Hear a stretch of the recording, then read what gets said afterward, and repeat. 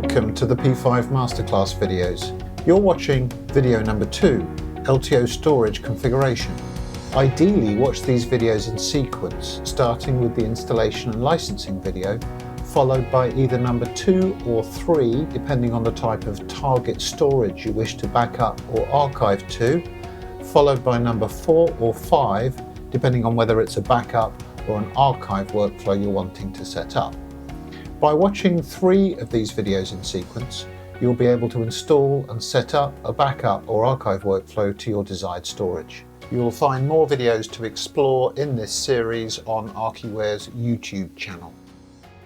In this video, you'll learn all about pools, volumes and LTO devices. We will be creating pools for both archive and backup, and then labeling tapes using an LTO library and a standalone drive. And then we'll talk a little bit about the LTFS versus P5 native volume formats for archival.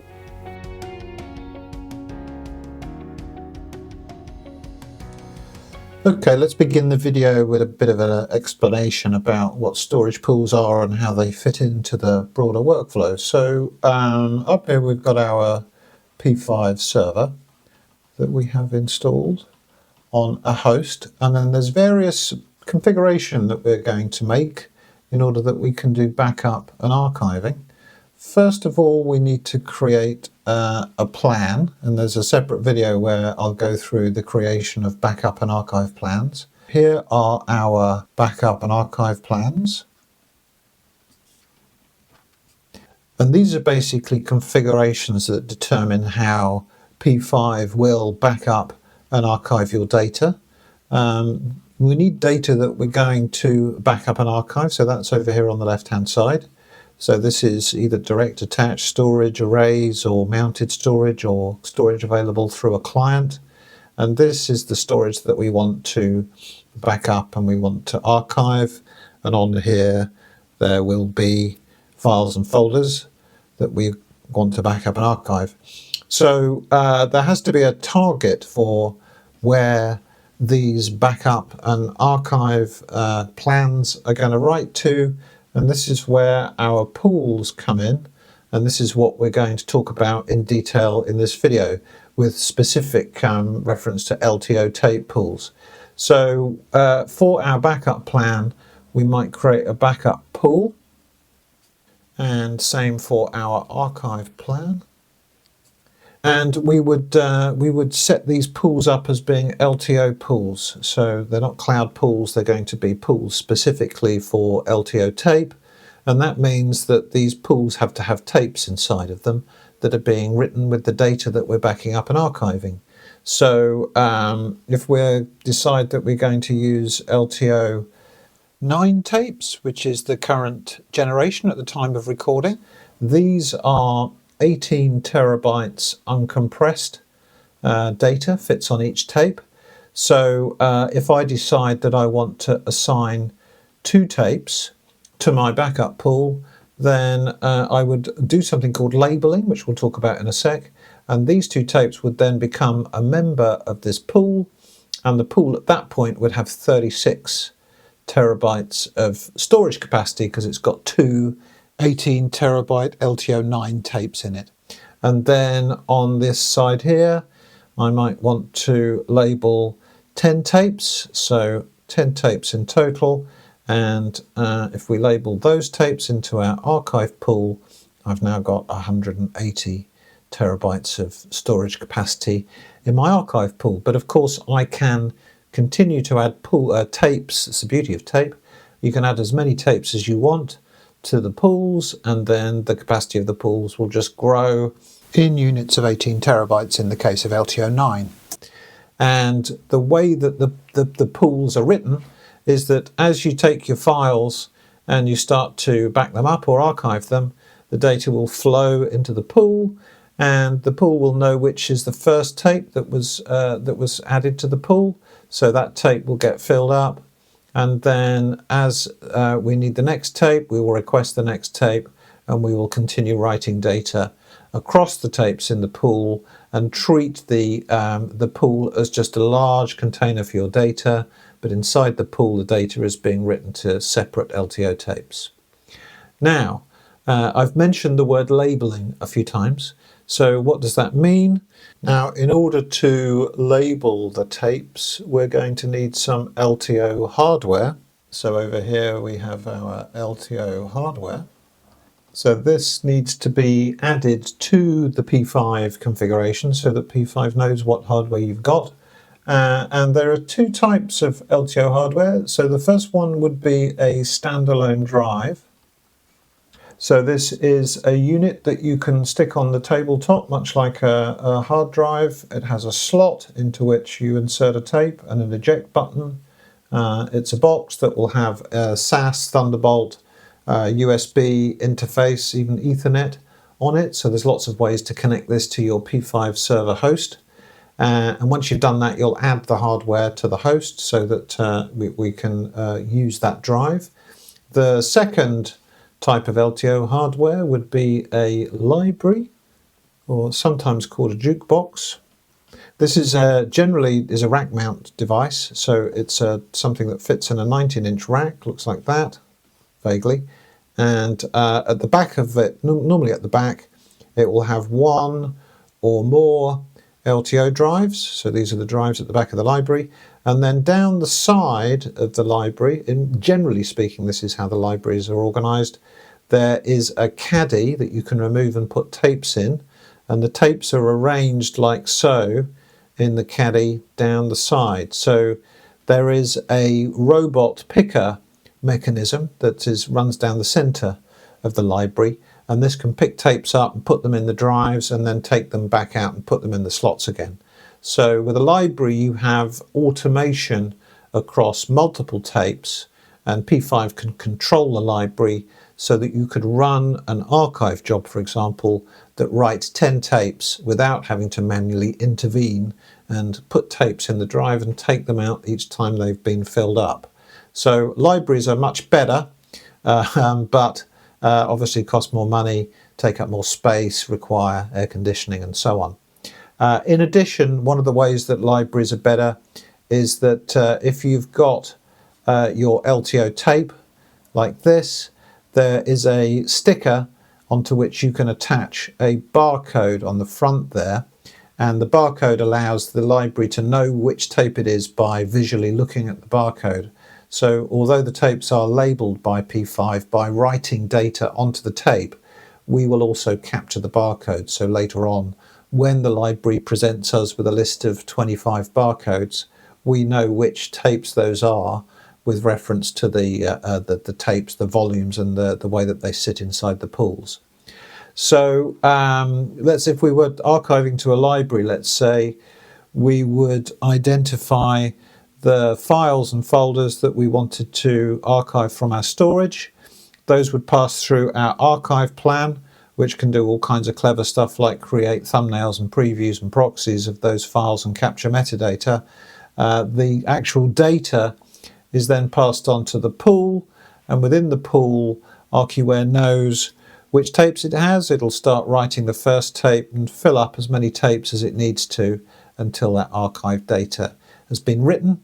And then part of all of this is that there is an index which is tracking for both backup and archive jobs. Everything is tracked through an index database, and that will be covered in detail within the backup and the archive videos. So for the purposes of this video, we're going to cover creating pools, adding LTO hardware so that you can then put tapes inside of those pools, and we'll look at both standalone drive and a tape library, and then we'll do the labeling, this part here, so that the backup or archive pools have capacity in them, and you're then at a point where you can start running backup and archive jobs to the pool, but this video will educate you all about the pool part. So let's move into ArchiWare's admin interface to start creating pools and adding tape hardware.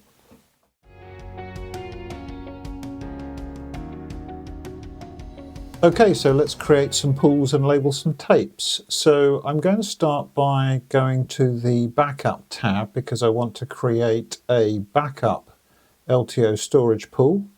So I go down to pools, I click on the new button, And in the window which pops up, I'm going to create a pool to be used for backup rather than archive, and the media type will be tape rather than container, which we use for cloud storage. So I'm just simply going to call this backup LTO to be nice and clear. So with the name of the pool, you can add an optional description, and the usage selected for backup, we can apply the setting, and if we close the window, we will see our pool show up, and we can double click on that to go back and edit it further. You can, if you wish, assign specific LTO drives that you have within your configuration. First of all, you have to add drives though, so we can't do this yet. There are no drives in the list. The additional options contains some settings that are relevant for block sizes and so on, but in general it's fine to leave these settings on their defaults. The same goes for the expert settings, which we will cover in a separate video. So we're all good by just specifying the name and choosing backup and tape. So that's the first pool created.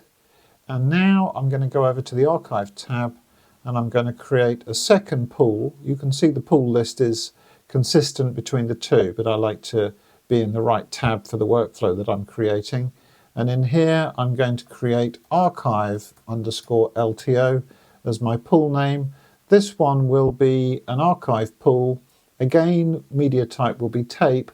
Specifically in the case of archive, there are a couple of different recording formats that determine exactly how the data is put down on the tape.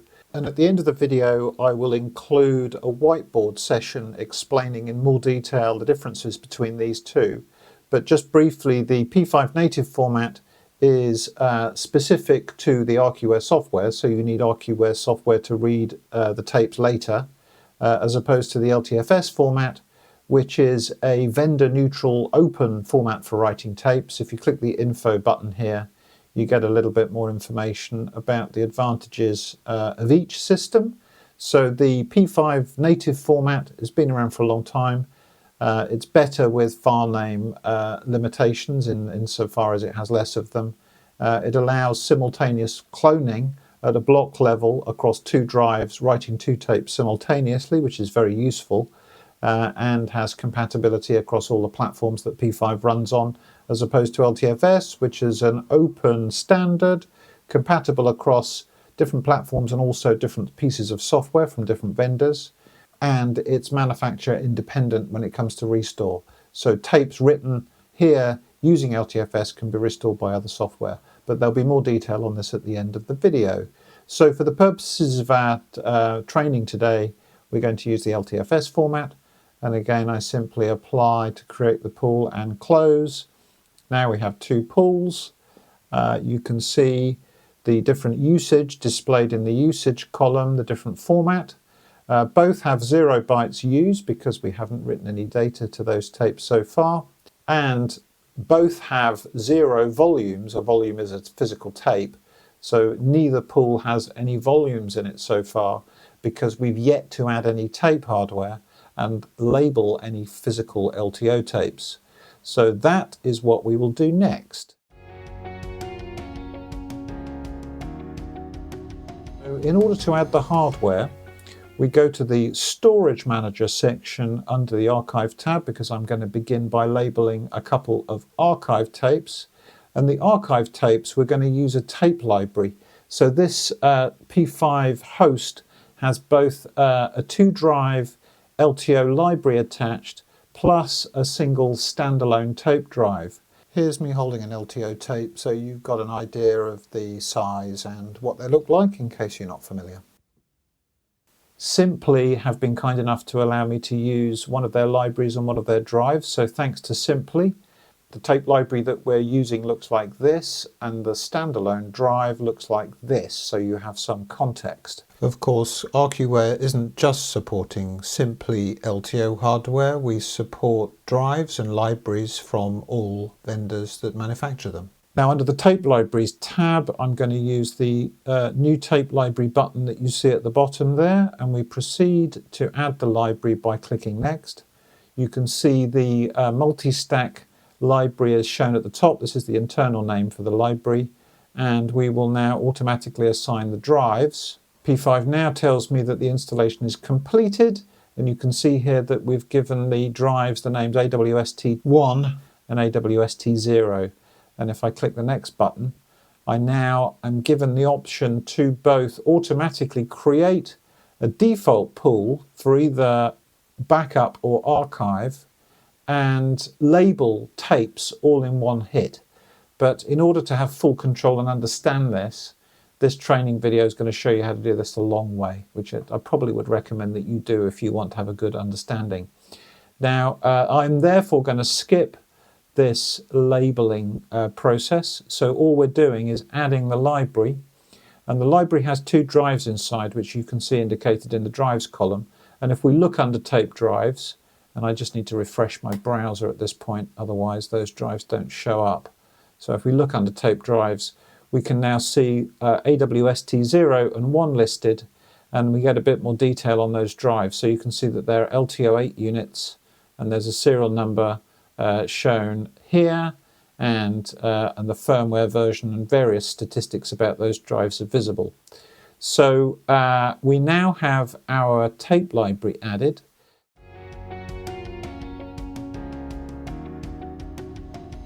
So in order to label a couple of archive volumes into our archive pool, what we do with the tape library highlighted is click on the label button, and we now get to see the contents of this library. So you can see the library has 40 slots, and in slots 1, 2 and 3 there are tapes. They are unknown volumes because they're not known yet to this P5 installation because we haven't labeled them. But we do see that they have barcodes on them ending in L8, indicating that these are LTO 8 tapes, which is good because there are LTO 8 drives in the library. So I'm going to label the first 2 slots, so take those first 2 tapes, and I'm going to make them a member of my archive LTO pool. Since these tapes have previously been labeled, I'm going to erase and recycle them rather than skipping. So the skipping is the default, which means unless you deliberately click to erase, P5 will say these tapes already have data on them potentially, and so we won't overwrite them. So you need an extra click here to confirm that you wish to overwrite, and I want to start this labeling job right now.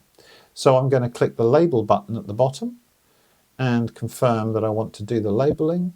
P5 tells me it's scheduled a job, and I can view that job by now clicking the monitor button to pull up the job monitor, where we can see that we have a running spinning job there under running jobs, and I can click on the triangle here to see a little bit more detail. So what's happening physically now is that the first and second tapes are being loaded into each of the 2 drives.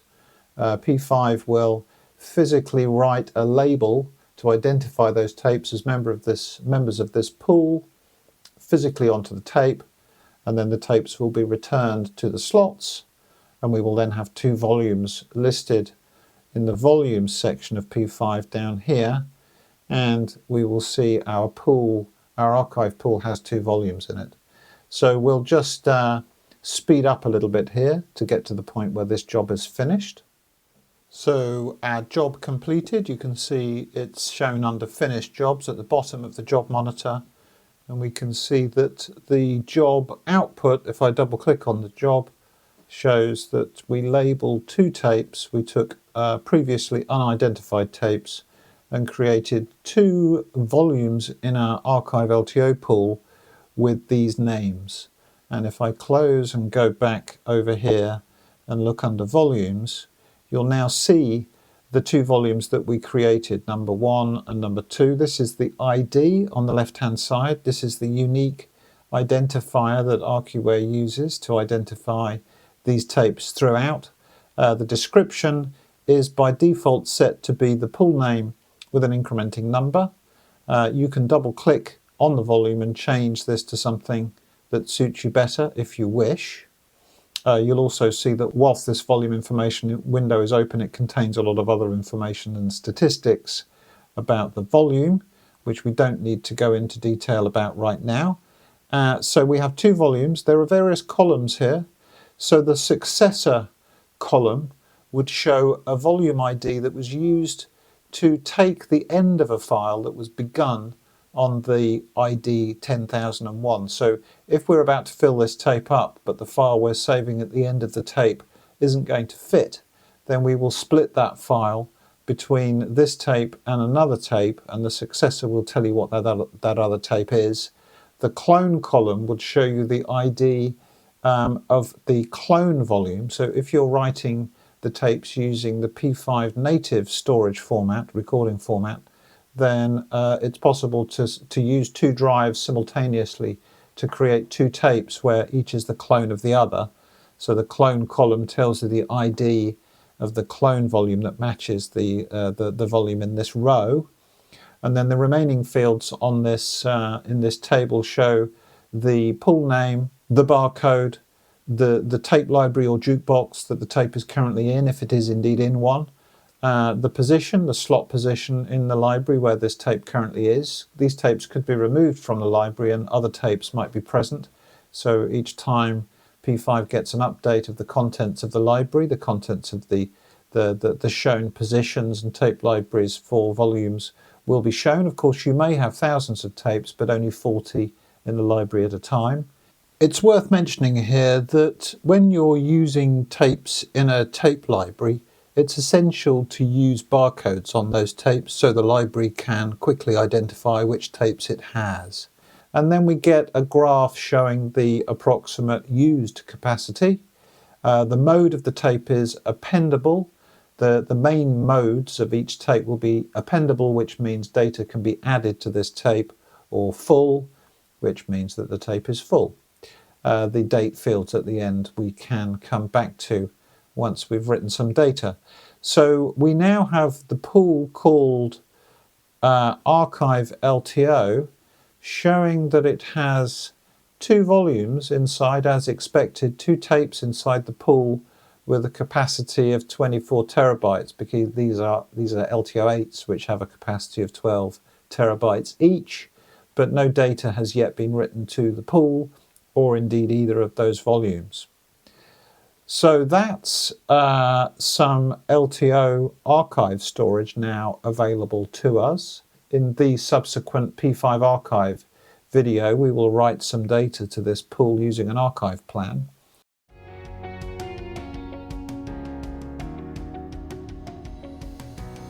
The next thing I want to show you is labeling a volume into the backup pool. And to do this, we're going to use a different piece of hardware. We're going to use this simply LTO drive, which is connected to this host as well as the library. So in this drive, we have a tape. But first of all, we need to add the drive to our P5 installation. So we do this under the Tape Drives tab. Now we can see that we already have the two drives inside the library show up in the tape drives, although these two drives are controlled through the library. We're going to add a new tape drive, which is going to be a standalone drive. And P5 will scan and show us that there is one additional drive that we could add, which we're going to call AWST2. So we will add this drive. We can pick an alternative name for it if we wish, but I'll stick with the default. And we'll install the drive. And again, we won't label the tape at this point because we already have a pool created into which we wish to label this tape.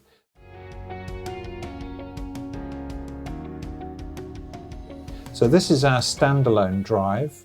So with this highlighted, I'm going to go straight to the label button, and this time choosing the backup pool. You'll see there's no information about slots when labeling in a standalone drive because the standalone drive only has a capacity for a single tape. So we will again be happy to erase the tape that's already in there because it already has data on it. And then again we run our label job, which will show under running jobs, and will just take probably around a minute to complete the labeling. So let's again skip forward to the point where this job has completed. You can see the second label job completed, and we can look at the detail on that one and see that it took an unidentified tape and created backup LTO number 1, because this is a different pool. So let's go look in our volume list again, and now we'll see 3 volumes. and you can see the position of the third volume is in the drive AWST2 rather than in a slot or a jukebox. You'll see that because this is the third tape that we've labelled, ArchiWare always increments the IDs for the tapes as it goes along. IDs are never reused because they're used in our index to reference the files that are stored on this tape, so they're not reused. But you can see the name, the description of this volume is backup LTO number 1. So although it's ID number 3 because it's the third tape that this P5 installation knows about, it's the first tape we've labelled into our backup pool. So it's number 1 backup LTO tape. And if we look at the pools, we'll now see that our backup pool has a single volume in it with a capacity of 12 terabytes, as opposed to 2 tapes here with a capacity of 24 terabytes. So what we've done there then is we've added some LTO hardware, and we've added a drive, and then we've labelled tapes in each using the label window.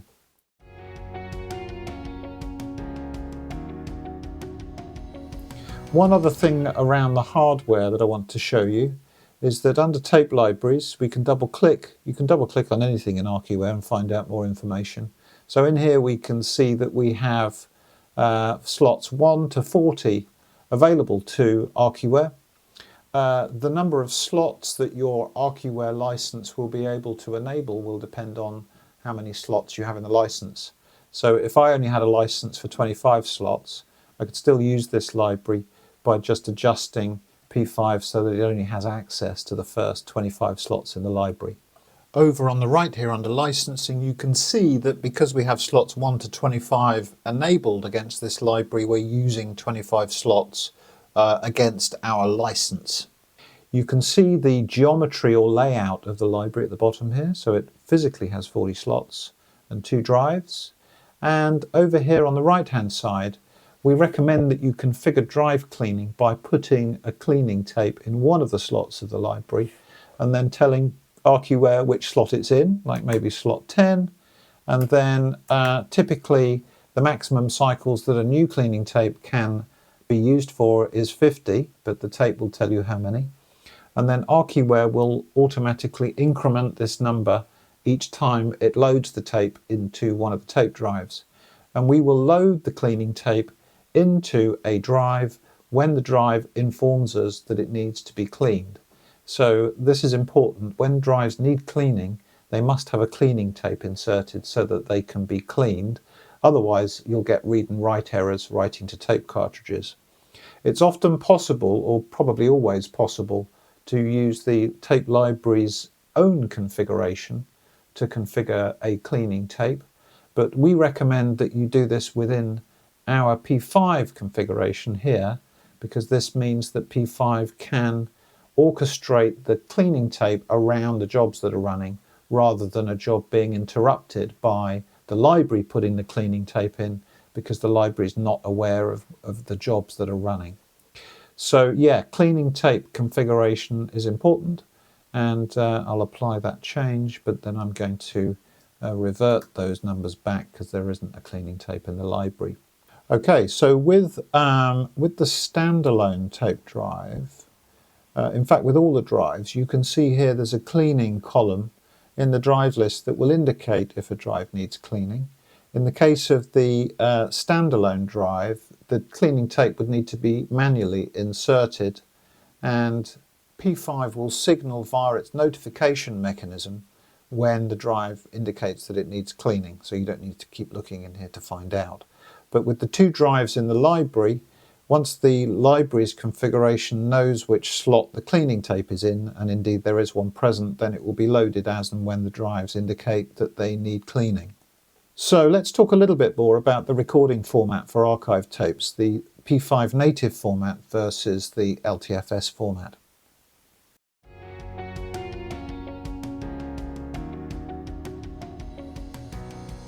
So when you're writing archive data to an LTO tape, and this applies only to archive data, not to backup data, you have 2 options as to how the data is written to the tape. First option is LTFS, which stands for Linear Tape File System, and the second option is the P5 native format. As previously mentioned, the LTFS format is an open standard, and the index of what's on a specific tape is included on the tape. So if we think about the tape as a long reel of tape, the tape is divided into two separate partitions.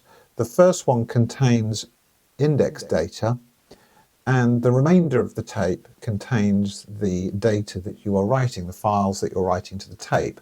So when a third-party piece of software mounts this tape, it's able to read the index from the start of the tape, tell you what's on the tape, and then you could pick a particular file that's somewhere on the tape, and then you're able to recover that file. Or indeed, you're able to add more files to the end of the tape, and the additional information is written onto the index at the front.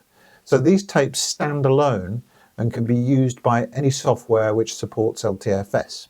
There are some limitations on using LTFS within P5. For example, you'll need to make sure you have enough tapes labelled before you run an archive job to accommodate all the data that job is going to write. So you'll need to plan ahead a little bit to make sure that you have enough LTFS tape capacity in your pool to finish the job that you want to run. On the other side here we have the P5 native format, which has been around for 20 plus years, so it's a very mature way of writing archive data to tape.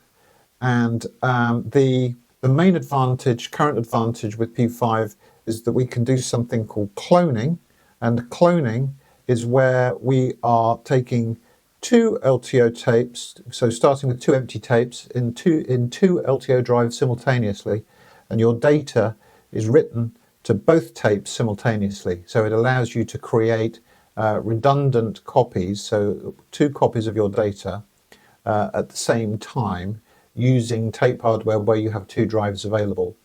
And both tapes will be used as a pair each time they're written.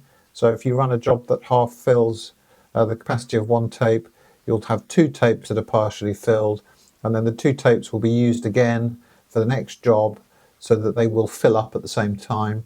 And when they're full, you can keep one on-premise as it were, so that it's available for restores, and the other one you could take to an off-site location so that you have geographical separation of that data as well. So those are the main differences between LTFS and P5 native. You get to pick the one that you want to use when you create the pool, and then as you're labeling tapes, those tapes will then be either LTFS tapes that can be used elsewhere, or they'll be P5 native tapes that can only be used within a P5 software installation. Okay, that just about wraps things up for LTO storage configuration. Thanks for watching. You have just watched video number 2, LTO storage configuration. Please now proceed to videos 4, P5 backup, or video 5, P5 archive.